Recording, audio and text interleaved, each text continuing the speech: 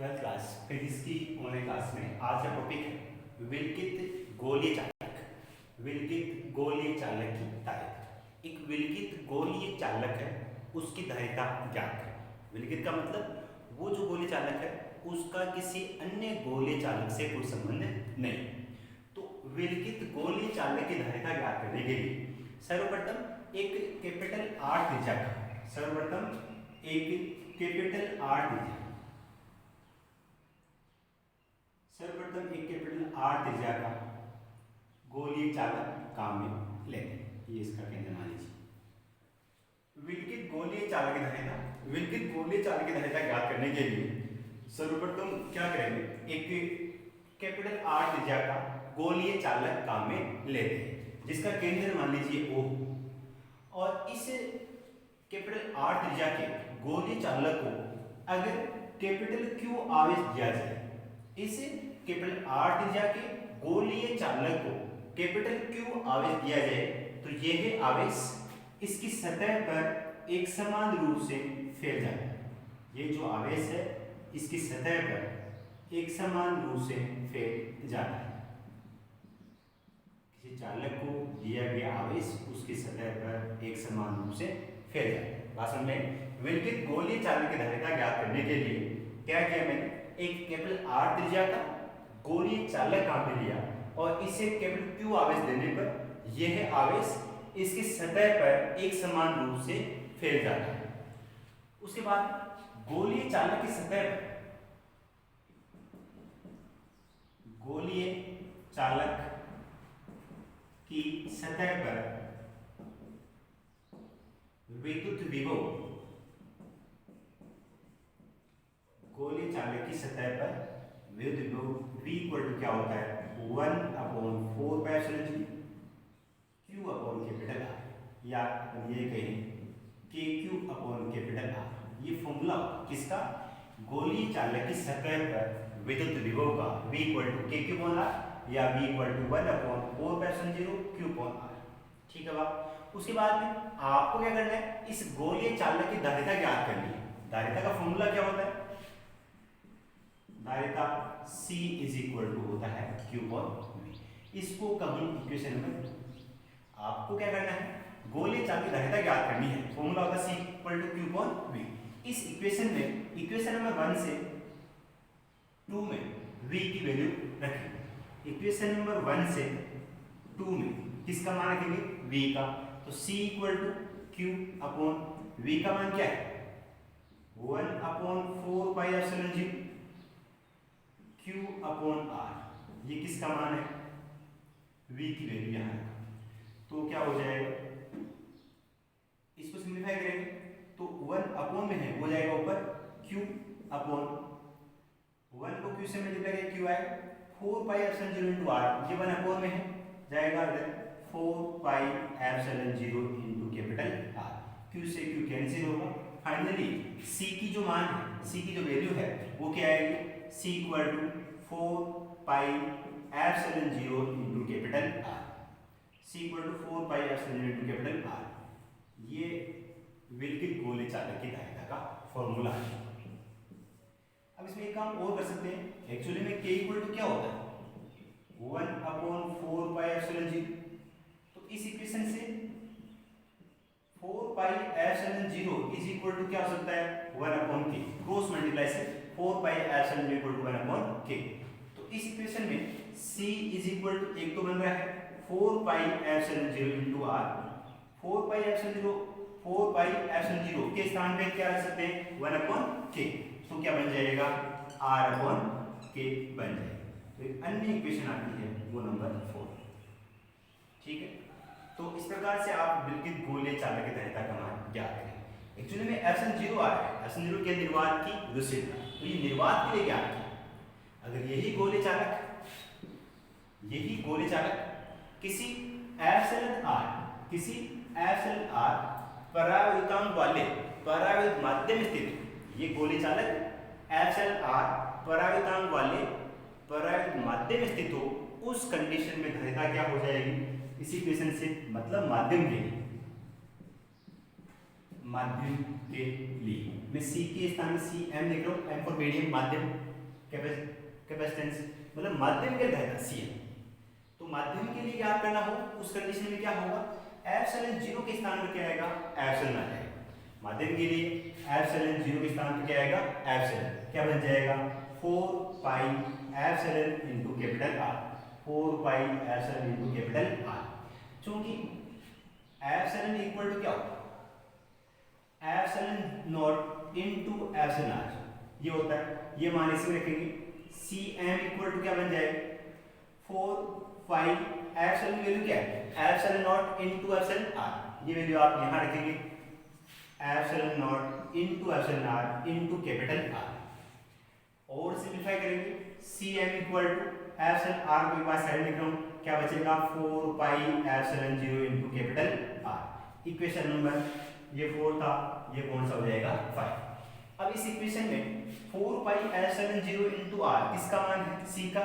3 से 5 में वैल्यू रखेंगे आप, 3 से 5, तो Cm इक्वल टू ये किसका है, C का, एप्सिलॉन R इनटू C। ठीक है, एप्सिलॉन R इनटू C। इसे क्या स्पष्ट हो रहा है कि किसी भी माध्यम में धारिता का मान निर्वात में धारिता का एप्सिलॉन R गुना अधिक हो। ठीक है, तो माध्यम में धारिता का मान निर्वात तुलना में बढ़ जाता है। और इसी इक्वेशन से अगर एप्सिलॉन R का मान निकालना चाहिए, क्या आएगा, epsilon R equal to Cm upon C। Epsilon R प्रायुक्तांक है, तो एक व्यवस्था और बनती है यहाँ पर प्रायुक्तांक की, वो क्या होगी, निर्वात में धारिता तथा किसी माध्यम में धारिता तथा निर्वात में धारिता का अनुपात क्या कहलाता है, प्रायुक्तांक कहलाता है।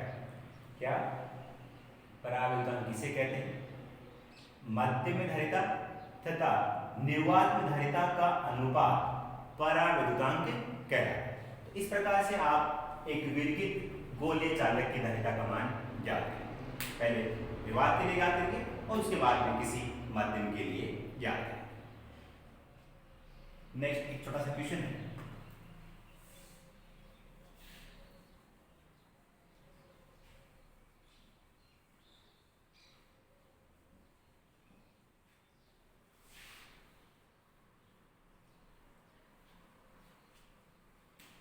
क्वेश्चन क्या है, किसी चालक पर आवेश की मात्रा दोगुनी करने पर, लिख रहा हूं यहां पे, किसी चालक पर आवेश की मात्रा दोगुनी करने पर,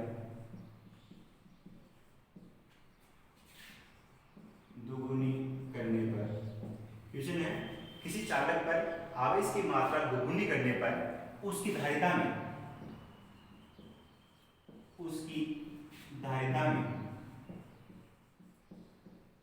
कितना प्रतिशत परिवर्तन होगा, कितना प्रतिशत परिवर्तन होगा, कितना प्रतिशत परिवर्तन होगा। किसी चालक पर आवेश की मात्रा दोगुनी करने पर उसकी धारिता में कितना प्रतिशत परिवर्तन होगा। तो इसका आंसर क्या है, क्वेश्चन समझ में आ रहा है, आवेश की मात्रा दोगुनी करेंगे तो उसकी धारिता पर क्या प्रभाव पड़ेगा, उस धारिता में कितना प्रतिशत परिवर्तन होगा। बताओ क्या होगा आंसर, धारिता का मान में कोई चेंज नहीं होगा, धारिता का मान अपरिवर्तित रहेगा, क्योंकि C इक्वल टू क्या होता है, Q अपॉन V। Q समानुपाती V भी तो होता है, तो इसमें है क्या, C equal to Q upon V है।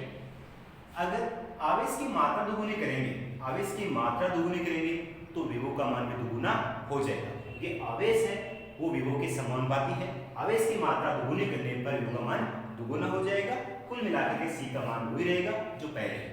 इसका मतलब इसका आंसर क्या हो जाएगा, धारिता का मान अपरिवर्तित रहेगा, क्योंकि आवेश का मान दोगुना करने पर विभव का मान भी दोगुना हो जाएगा। ठीक है बात। उसके बाद में नेक्स्ट टॉपिक आता है समधारिता, जिसे कैपेसिटर या कंडेंसर भी बोलते हैं, इंग्लिश में बोलते हैं कैपेसिटर या कंडेंसर। तो समधारिता टॉपिक है, समधारिता का नाम सुना, समधारिता किसे कहते हैं देखा हो, परिभाषा पहले इसकी पढ़ेंगे आप। समधारिता एक ऐसे डिवाइस है, समधारिता एक ऐसे डिवाइस है, ऐसी युक्ति है जो कि उसके आकार में परिवर्तन किए बिना धारिता के मान को बढ़ा देती है। संधारित्र एक ऐसी डिवाइस है जो कि उसके आकार में परिवर्तन किए बिना धारिता के मान को बढ़ा देती है। एक ऐसी डिवाइस इसके आकार में कोई परिवर्तन नहीं होगा लेकिन धारिता का मान बढ़ जाएगा। सबसे सिंपल सा जो एग्जांपल है जनरल लाइफ में देखते हैं वो है फैन में जो लगा रहता है, जिसको आप सेव बोलते हैं, कंडेंसर बोलते हैं, वो यहाँ पर क्या है समझाते हैं। फैन रोटेट करता है, गति करता है, लेकिन कभी भी वो जो आपका सेल लगा हुआ है जिसको जनरल भाषा में सेल बोलते हैं, वास्तव में सेल नहीं होता वो कंडेंसर सही वर्ड है इंग्लिश का, हिंदी में समझाया था। तो जो फैन रोटेट करता है क्या कभी उसके आकार में वृद्धि होती है, कभी उसके आकार में वृद्धि नहीं होती, तो वो है एक आपका संधारित्र। तो परिभाषा क्या हुई, संधारित्र एक ऐसी युक्ति है, संधारित्र एक ऐसी युक्ति है जिसके आकार में परिवर्तन किए बिना धारिता के मान को बढ़ा देती है, धारिता के मान को बढ़ा देती है। या अपन ये कहें संधारित्र दो चालक प्लेटों का ऐसा प्रबंध होता है, संधारित्र दो चालक प्लेटों का ऐसा प्रबंध होता है जिसमें एक चालक प्लेट पर धनावेश होता है और दूसरी चालक प्लेट पर उतना ही ऋणावेश होता है। संधारित्र दो चालक प्लेटों का ऐसा प्रबंध होता है जिसमें एक चालक प्लेट पर धनावेश होता है और दूसरी चालक प्लेट में उतना ही ऋणावेश होता है। संधारित्र का जो आवेश का मान है वो धनात्मक प्लेट पर आवेश के मान के समान। अब संधारित्र को आवेश कैसे मिलेगा, मान लीजिए दो प्लेटें हैं इस प्रकार से, एक प्लेट यहाँ पर है, दूसरी यहाँ पर है, गोलाकार है, और इनको किसी बैटरी से जोड़ा जाए, ये प्लस का ये माइनस का, ये संधारित्र है, इसकी दो समांतर प्लेटें हैं, दोनों गोलाकार है। इसको संधारित्र पहली प्लेट को बैटरी के धनात्मक सिरे जोड़ने पर इस पर कैसा आवेश आएगा, धनात्मक आवेश आएगा। कैसा आवेश आएगा, धनात्मक। इसी प्रकार से दूसरी प्लेट को ऋणात्मक टर्मिनल से जोड़ने पर, इस बैटरी के ऋणात्मक टर्मिनल जोड़ने पर इस पर आवेश कैसे आएगा, ऋणात्मक। इस पर जो विद्युत क्षेत्र रेखा है वो कहां से कहां होगी, धनात्मक आवेश से ऋणात्मक आवेश की ओर। इस प्रकार से ये विद्युत क्षेत्र रेखाएं होगी, इस प्रकार से विद्युत क्षेत्र रेखाएं होगी। तो संधारित्र को आवेशित करने के लिए उनकी दो प्लेटों में से एक प्लेट को बैटरी के धनात्मक सिरे से जोड़ते हैं और दूसरी प्लेट को बैटरी के ऋणात्मक सिरे से जोड़ते हैं। उसके बाद में अगर इस बैटरी को हटा लिया जाए तो इसका आवेश हटेगा नहीं, ये आवेश इसी पे ही बना रहेगा। इसलिए संधारित्र को आवेश संग्रहण की युक्ति भी कहते हैं। ये आवेश क्या रखती है, संग्रहित करती है। वही बात, एक बार मोबाइल चार्जिंग में लगाए, बैटरी मोबाइल की चार्ज होगी या चार्ज हटा लेने पर क्या वो चार्ज जो उसमें आवेश है वापस कम हो जाता है, ये बैटरी वापस रिलीज हो जाती है, ऐसा नहीं होता। मतलब जो बैटरी है उसमें एक संधारित्र कार्य कर रहा है, वो जैसे वो आवेश ग्रहण कर लेगी, ग्रहण करने के बाद में जैसे चार्जर को आप हटाओगे उस बैटरी का आवेश नहीं हटेगा, इसीलिए संधारित्र को आवेश संग्रहण की युक्ति कहते हैं। भाषण में पहली बात परिभाषा है, संधारित्र किसे कहते हैं, टॉपिक मैंने बताया था आपको संधारित्र। संधारित्र किसे कहते हैं, संधारित्र एक ऐसी युक्ति है जो कि उसके आकार में परिवर्तन किए बिना धारिता के मान को बढ़ा देती है। दूसरी बात, संधारित्र में दो प्लेटें होती है, एक पर धनात्मक आवेश होता है और दूसरी पर ऋणात्मक आवेश होता है।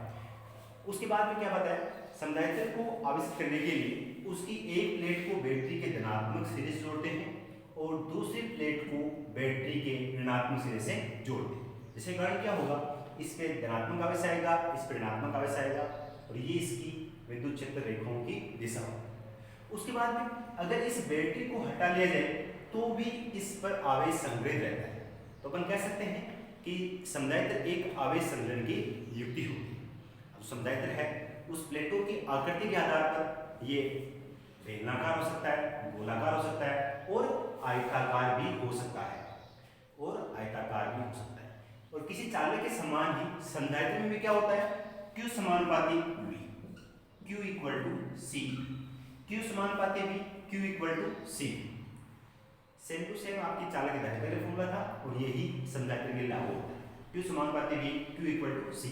उसके बाद जो संधारित्र है उस संधारित्र की जो धारिता है वो भी चार कारकों पर निर्भर करती है।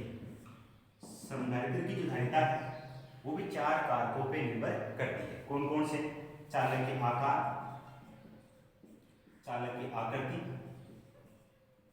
चालक के आकार, चालक की आकृति और इनके मध्य की दूरी, दोनों चालक इसके मध्य की दूरी, चालक प्लेटों के मध्य की दूरी, चालक प्लेटों के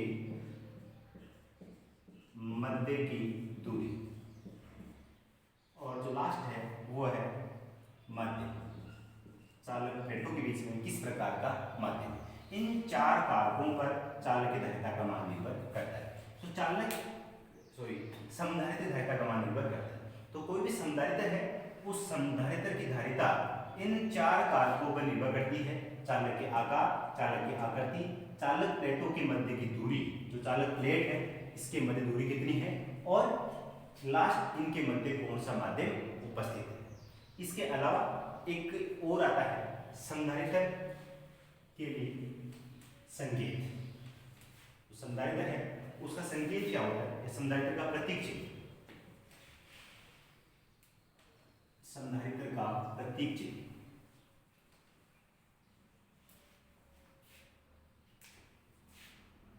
संधारित्र का प्रतीक चिन्ह, इसमें संधारित्र को प्रदर्शित करने के लिए इसका प्रतीक चिन्ह इस प्रकार से होगा, दो खड़ी लाइन इस प्रकार से, ये संधारित्र का प्रतीक होगा। कई बार क्या होता है, वो संधारित्र है इसको इस प्रकार से भी प्रदर्शित करते हैं, दो खड़ी लाइन में इसमें एरो भी होता है। ये दोनों के दोनों संधारित्र है, उसके प्रतीक है। ये तो क्या होता है, नियत धारिता का संधारित्र, और ये है परिवर्ती धारिता का संधारित्र। ये जो संधारित्र है इसका मान नियत रहेगा। एरो लगा दे, इसका मतलब इस संधारित्र की धारिता का मान परिवर्तित हो सकता है। जो संधारित्र है इसकी धारिता का मान परिवर्तित हो सकता है। इस प्रकार से ये कंप्लीट था आपका संधारित्र किसे कहते हैं, किस प्रकार से ये आवेश को संग्रहित करता है, और संधारित्र धारिता का मान किन किन कारकों पर निर्भर करता है, और लास्ट जो संधारित्र है उसका प्रतीक चिन्ह, ये नियत धारिता का संधारित्र है और ये परिवर्ती धारिता का संधारित्र है। एक तो नियत धारिता संधारित्र है, दूसरा परिवर्ती धारिता का संधारित्र।